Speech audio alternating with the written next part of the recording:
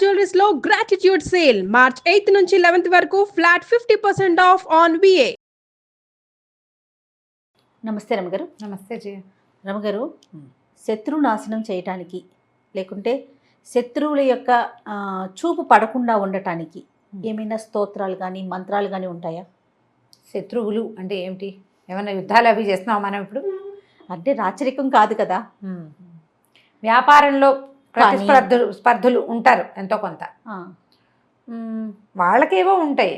బిజినెస్లో ఏదైనా రైవలరీ ఉండొచ్చు, ఉద్యోగస్తుల్లో ఏదో చిన్నవి కాంపిటీషన్స్ ఉంటాయి, స్టూడెంట్స్ ఫ్రెండ్స్లో ఏవో చిన్న చిన్న పోటీలు ఉంటాయి. ఇంత పెద్ద శత్రుత్వం అనే అంత పెద్ద పదాలు ఏముంటాయి జీవితాల్లో మామూలు వాళ్ళకి? కానీ అనుకుంటాం, కానీ చాలా మందికి ఉంటారు రమ్మగారు, చుట్టుపక్కల వాళ్ళని, ఎదిరింటోళ్ళు, పక్కింటోళ్ళు, చదువుకునేటప్పుడు నా శత్రువు అని ఫీల్ అయిపోయి ఎనిమిని చూసినట్టు చూసేవాళ్ళు ఉండరా? ఉంటారు. వాటితో సార్ట్ అవుట్ చేసుకోవాలి. దానికి శత్రునాశనానికి మంత్రాలు అవి తంత్రాలు ఏం చేస్తాం? సార్ట్ అవుట్ చేసుకోవాలి. గిలికజాలు పెట్టుకుని మనం దాని పెంచి చేసుకుని చిన్న చిన్న వాటి మనమే 90% శత్రుత్వాలన్నీ కూడా చిన్న ఇచ్చిపుచ్చుకునే ధోరణి లేక మొదలవుతాయి జయ. ఇప్పుడు ఎదురిళ్లలో ఎవరైనా ఒకటి ఇచ్చిపుచ్చుకునే ధోరణి ఉంటే ఎక్స్ప్లాయిట్ చేసేవాళ్ళు కొంతమంది,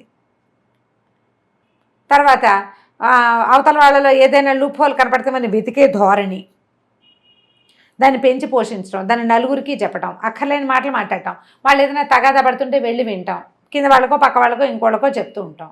మనమే తీరి కూర్చుని తెచ్చుకుంటాం కదా. చిన్న చిన్న గొడవలతో మొదలైతే చివరికి పెద్ద పెద్ద పోలీస్ స్టేషన్ల దాకా వెళ్తారు. మొదట ఎందుకు సార్టెడ్గా సార్ట్ అవుట్ చేసుకుంటూ ఎందుకుండరో అర్థం కాదు. చివరికి శత్రుత్వం మాదే కరెక్ట్, మేమే కరెక్ట్ అనే ఆలోచన ఉంటుంది కదా రమ్మగారు. మేమే కరెక్ట్ కాదు, ఎదుటి వాళ్ళు ఎప్పుడూ తప్పే. అంతే పిచ్చి ధోరణులు జయ. అస్సలు తగ్గరు, ఆలోచనే రాదు. ఇప్పుడు శత్రుత్వం అనే అంత పెద్ద పదం వాడుకోకర్లేదు, కానీ అకారణంగా కొంతమందితోటి శత్రుత్వాలు ఏర్పడతాయి మన ప్రమేయం లేకుండా. ఇవి ఇప్పుడు మనం చేసుకునేవి, మనమే ఫ్రెండ్స్ తోటి చిన్న చిన్న తగాదాలు పడ్డం, మనమే అబద్ధాలు చెప్పడం, వాళ్ళ గురించి వేరే వాళ్ళకి చెడుగా చెప్పేసేయటం, అవన్నీ బయటపడ్డాక మనకు పోట్లాట రావటం శత్రుత్వం. ఫ్రెండ్కి అప్పు ఇవ్వటం, వాడు అప్పు తీర్చుకుంటా ఎగ్గొట్టడం, మనం 2 సార్లు అడగటం, అడగగానే శత్రుత్వం. పిల్లలిద్దరూ కొట్టుకుంటారు, తల్లులు శత్రువులు అయిపోతారు, పిల్లలు కలుసుకుంటారు. ఆఫీసుల్లో ప్రమోషన్ వస్తుంది అనుకుంటే వీళ్ళకి రాకుండా పక్కవాడు ఎవరికో వస్తుంది, అప్పుడు కాస్త దుగ్ధ. ఇద్దరు కలిసి పనిచేస్తారు, క్రెడిట్ ఒకటి తీసుకుంటాడు, అప్పుడు శత్రుత్వం కదా. ఇవన్నీ మనలో ఉన్నటువంటి లోపాలు. వాటిని మనం అధిగమించలేక ఇతరులని శత్రువులను చేసేసుకుని ఆ శత్రుబాధలు పోవడానికి ఏదైనా చేయాలనుకుంటాం. మనం కాదు మారవలసింది, మనం కదా మారాలి. మనం మారితే బాగుంటుంది. కాదు అయినా కూడా మాకేవో ఇబ్బంది, మన ప్రమేయం లేకుండానే శత్రుత్వం ఉంటుంది కొన్ని చోట్ల. అకారణంగా రోడ్డు మీద చిన్న విషయానికి తగాదా మొదలయ్యేది పెద్ద వ్యవహారం చుట్టుకుంటుంది. ఒక్కొక్కసారి అట్లా అవుతుంది. మనకి జాతకంలో ఏమైనా సమస్యలు ఉన్నప్పుడు. తర్వాత ఇంకొకటి జరుగుతుంది రమ్మగారు, మన ఫ్యామిలీ మెంబర్స్ వల్ల మనకి కూడా వాళ్ళు శత్రువులు అయిపోతారు. అక్కడ మనము శత్రుత్వం కాదు, మనకి వాళ్ళకి ఏమి డైరెక్ట్ గా ఏమి ప్రాబ్లం ఉండదు. ఇంట్లో ఎవరో ఏదో చేసిన దాని వల్ల వాళ్ళతో మనకున్న రిలేషన్ దెబ్బతింటదండి. అలా అవుతాయి, అట్లా కేవలం ఫ్యామిలీ ఒకటవటం వలన. అదే అలాగూ వస్తాయి, అట్లాగే వస్తాయి. పెళ్లి సంబంధాల వల్ల ఈ సంబంధం చూస్తారు, పెళ్లి చేసుకుందాం అనుకుంటారు, వీళ్ళు చుట్టాలి, తీరవాడు ఈ పిల్లని చేసుకొని ఇంకో పిల్లని చేసుకుంటానంటాడు, వీళ్ళు శత్రువులు అయిపోతారు. లేదా ఆ పిల్ల వీడిని చేసుకొని అంటుంది. చుట్టాల్లో సంబంధాలు కుదుర్చుకుంటే అదొక గోలగా ఉంటుంది కదా. లేకపోతే సంబంధం కుదిర్చిన వాళ్ళు శత్రువు అవుతారు, వీళ్ళు పోట్లాడుకుంటే సంబంధం కుదిర్చిన వాళ్ళు శత్రువులు అయిపోతారు. ఇలాంటివి వస్తాయి జీవితాల్లో. అందరి జీవితాల్లో ఎవరో ఒకళ్ళు ఎక్కడో చోట ఇలాగ తారసపడుతూనే ఉంటారు. ఇవన్నీ మనం సార్ట్ అవుట్ చేసుకోవచ్చు, లెట్ గో చెయ్యొచ్చు. వీటిని సాధ్యమా రమ్మగారు? ఏం చేస్తాను జయ చెప్పు? సాధ్యం కాదు. ఏమిటి చేస్తావు? నీకు సాధ్యం కాకపోయినా రాత్రి అవుతుంది, తెల్లారుతుంది, రోజు గడిచిపోతుంది. వదిలేయటమే అనుకుంటాను నేనైతే. అదే లెట్ గో, వదిలేయటమే. సార్ట్ అవుట్ చేయలేమనుకో, వదిలేయి. అదే లెట్ గో చేయటం. మనం ఎంత ప్రయత్నం చేస్తున్నా ఎదుటి వారి వైపు నుంచి రాకపోతుంది అనుకోండి, ప్రయత్నం చేయటం కరెక్ట్ కాదు కదా. శుద్ధ వేస్ట్ వాళ్ళని వదిలేయటమే. అందుకే లెట్ గో, పో, నీ సావు నువ్వు సావు, నా దారిని నేను పోతా అని మన దారిని మనం ఉండటం. ఎక్కడ ప్రపంచం ఆగదు కదా అనిపిస్తుంది. ఎక్కడ ఆగదు, రాత్రి అవుతుంది, తెల్లారుతుంది, మామూలుగానే అయిపోతుంది. కాకపోతే మనకి తరచుగా ఇట్లా అకారణంగా పెద్దగా మన ప్రమేయం ఎక్కువ లేకుండా అంటే నీ ప్రమేయం ఉండి పోట్లాట వస్తే కాదు నేను చెప్పేది. మనం పాజిటివ్ థింగ్స్, అత్యద్భుతమైన విషయాలు మనం సొంతం చేసుకునేటప్పుడు కూడా మన తప్పు లేకుండా చేసుకోవాలి. మనదే తప్పు లేకుండా, మన ప్రమేయం లేకుండా, మనం సరిగ్గా ఉండి కూడా మనకి ఇతరులతోటి సమస్యలు వస్తూ ఉంటాయి.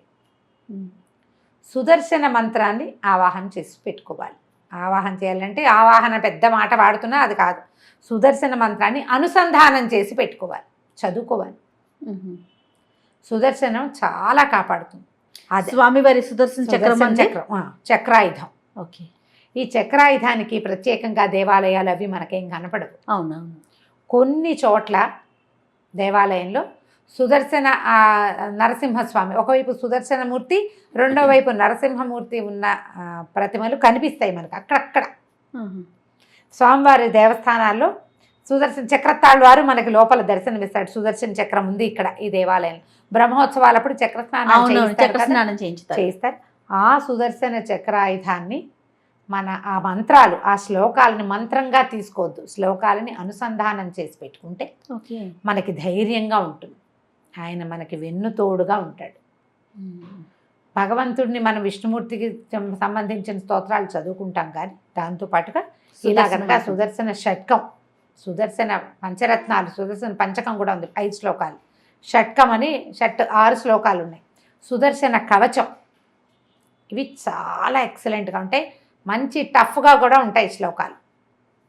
ఎవరితోటైనా చెప్పించుకుని చదువుకోండి. మీరే స్వయంగా చదువుకోగలిగి కొంచెం 4 సంస్కృత ముక్కలు నోరు తిరుగుతుందంటే నిదానంగా తప్పులు లేకుండా నేర్చుకుని రోజువారీ చదువుకోండి. ఇతరులతో శత్రుత్వాలు రాకుండా ఉంటాయి. దీంతోపాటు నేను మామూలుగా మేము రెగ్యులర్గా చేసే పంచాయుధ స్తోత్రం, విష్ణు పంచాయుధాలు. స్వామివారికి 5 ఆయుధాలు ఉన్నాయి. మామూలుగా మనకేం కనపడతాయి, శంఖచక్రాలు పట్టుకుని కనిపిస్తాడు. అవును కదా. ఇప్పుడు చక్రం ఆయుధం, ప్రయోగంగా పనిచేస్తుంది. అది శంఖం ఆయుధం కాదు, కానీ యుద్ధ సన్నద్ధిని సూచించే సాధనం. శంఖ చక్రాలతోటే హరి కనపడతాడు మనకి.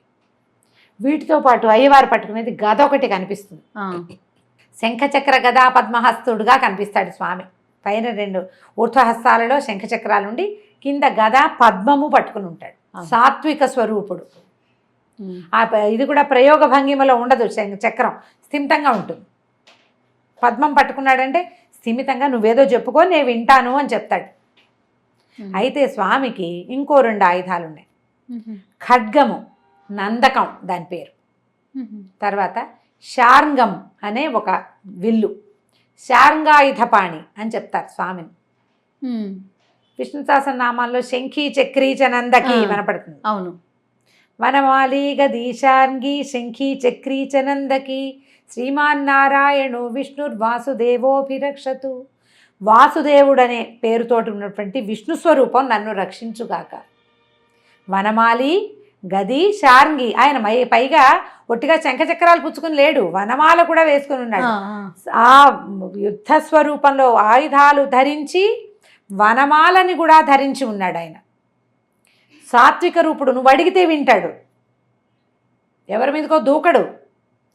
నువ్వు అడిగితే వింటాడు, నువ్వు అడిగిన చోటికి వెళ్తాడు, నీకు ఎక్కడ కావాలో అక్కడ సవేస్తాడు. ఈ వనమాలని గదని గది శార్ంగి. ఈ శార్ంగం ఏంటంటే ఆయన తాలూకు ధనుస్సు. ఇప్పుడు ధనుస్సు ఉన్నవాడికి అంబుల పొది ఉంటుంది కాదు వెనకాల, ఖచ్చితంగా ఒట్టి ధనుస్సు పట్టుకోడు, అమ్ముల పొది కూడా ఉంది. దాని పేరు చెప్పరు, శార్ంగమే ఆయన ఆయుధం. శంఖి చక్రీచ నందకి, ఈ నందకం అనే ఖడ్గం. ఈ నందక ఖడ్గమే అన్నమాచార్యుల వారి అవతారం అని చెప్తారు. ఆ అన్నమాచార్యుల వారి తల్లికి గర్భంలోకి ఆ నందక ఖడ్గం ప్రవేశించిందని చెప్తారు. ఆ ఖడ్గమే ఇలా అన్నమాచార్యుల వారిలాగా జన్మించింది అని. ఈ 5 ఆయుధాలతోటి ఉండేటువంటి పంచాయుధ స్తోత్రం సాత్వికంగా ఉంటుంది. కొంచెం టఫ్, ఎక్కువ టఫ్ కాదు, తేలికగా నేర్చుకోవచ్చు. ప్రయత్నం చేసి పంచాయుధ స్తోత్రాన్ని నిత్య అనుసంధాన శ్లోకాలలో పెట్టుకోండి. ఈ పంచాయుధ స్తోత్రం మనకి ధైర్యాన్ని ఇస్తుంది, బలాన్ని ఇస్తుంది. నిద్రలో మెలకు వచ్చి నిద్ర పట్టకపోతే చదువుకోవచ్చు, పిల్లలు బెదిరినప్పుడు చదువుకోవచ్చు, పిల్లలకి తరచుగా అనారోగ్యాలు వస్తుంటే చదువుకోవచ్చు. దిష్టి తగిలింది అనిపించినప్పుడు చదువుకోవచ్చు. అనారోగ్యంగా ఉండి ఆపాటంగా జ్వరాలు అప్పుడు పిల్లలు ఏడ్చి గోల పెట్టేస్తూ ఉంటారు. అలాంటప్పుడు ఏమైనా పడి చిన్న పొన్న దెబ్బలు తగిలించుకున్నప్పుడు, యాక్సిడెంట్ అప్పుడు, ఎక్కడైనా చిక్కుపడిపోయినప్పుడు, చిక్కడిపోయి మనం ఎటెళ్లాలో తెలియని స్థితి, ఈ అన్ని పరిస్థితుల నుంచి ఈ పంచాయతీ స్తోత్రం మనల్ని రక్షిస్తుంది. నమ్మికతోటి దృఢత్వంతో చదువుకోవాలి. దాన్ని ఉపదేశం అవసరం లేదు.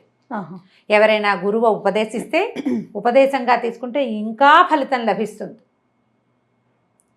నిత్యధారణ ఉన్నవాళ్ళు ఎవరైనా మనకు ఉపదేశిస్తే అద్భుతమైన ఫలితం లభిస్తుంది. నాకు నిత్యధారణే ఉంది, నేను రోజు చదువుతాను. దాదాపుగా నాకు 10-12 సంవత్సరాల వయసు వచ్చినప్పటి నుంచి రోజువారీ చదువుకునే అలవాటు ఉంది. మా ఇంట్లో అందరికీ ఉంది. మా నాన్నగారు చదివేవారు, నాయనమ్మ చదివేది. మా ఇంట్లో ఇప్పుడు నేను చెప్పినవన్నీ చేస్తాం. అట్లా తెలియదు. చంటి పిల్లలు ఏడుస్తుంటారు క్రాంకీగా, ఎందుకు ఏడుస్తాడో తెలియదు. అప్పుడు కూడా మేము 5 సార్లు పంచాయతీ స్తోత్రాన్ని 5 times చదవడం పద్ధతి. ఇది అలవర్చుకుంటే శత్రు బాధలు అని మనం ఏవిగా భావిస్తున్నామో, మనకి దిష్టి తగులుతోంది తరచుగా, ఇతరులు అకారణంగా మన మీద పోట్లాటకు వస్తున్నారు, అకారణంగా పాయింట్ హైలైటెడ్, గుర్తుపెట్టుకోండి. నువ్వే దూకితే కాదు, నిన్ను రక్షించదు. ఇది ఈ పాజిటివ్ ఎనర్జీ నీకు వెన్ను తోడు, ఎప్పుడు నీకు తోడు అవసరమైతే, నువ్వే కాట్ల కుక్కలాగా పడితే మాత్రం కాదు. యుద్ధకాంక్ష నీకుంటే కాదు. నేను యుద్ధాన్ని కాంక్షిస్తున్నా, మీరు నాకు సహాయంగా రమ్మంటే భగవంతుడు రాడు. యుద్ధంలో ధర్మం ఉండాలి, అప్పుడు వస్తాడు. అధర్మ యుద్ధానికి ఏ పాజిటివ్ ఎనర్జీ మన వెనకాల నుంచోదు. అవునండి, పాజిటివ్ ఎనర్జీ ఎప్పుడు కూడా సరైన దాని వెనకాల నిలబడుతుంది. అప్పుడు ప్రకృతి కూడా అనుకూలిస్తుంది మనకి. ఈ ధోరణితోటి పనిచేయండి. మీ ముందు మీ దగ్గర కయ్యానికి కాలు దువ్వే ధోరణి ఉంటే దాన్ని తగ్గించుకోండి. ఈ స్తోత్రం చాలా సహాయం చేస్తుంది. ఇది చదువుకోవచ్చు. సుదర్శన ఆయుధానికి సంబంధించినటువంటి సుదర్శన షట్కము, పంచకము, తర్వాత సుదర్శన కవచము, సుదర్శన మంత్రము, సుదర్శన మాలా మంత్రము అని కూడా ఉంది. స్తోత్రనిధి అని ఒక యాప్ ఉంది, మనకి ఆండ్రాయిడ్ ఫోన్ ఉంటే కనపడతాయి. స్తోత్రనిధిలో మనకి ఇవి కనిపిస్తాయి. దాదాపుగా తప్పులు పెద్దగా ఉండవు. స్తోత్రనిధిలో బాగానే ఉంది. ఓకే, కొన్నిటికి నేను చూస్తుంటా, ప్రయత్నం చేసి చూడండి. ఇవన్నీ మనకి ఆన్లైన్ కూడా పాడినవి దొరుకుతాయి. అది అలా సంగీతంగా పాడకపోయినా స్తోత్రంగా చదువుకోండి, ఉపయోగపడుతుంది. ప్రయత్నం చేసి చూడండి. నమస్తే. నమస్తే జయ.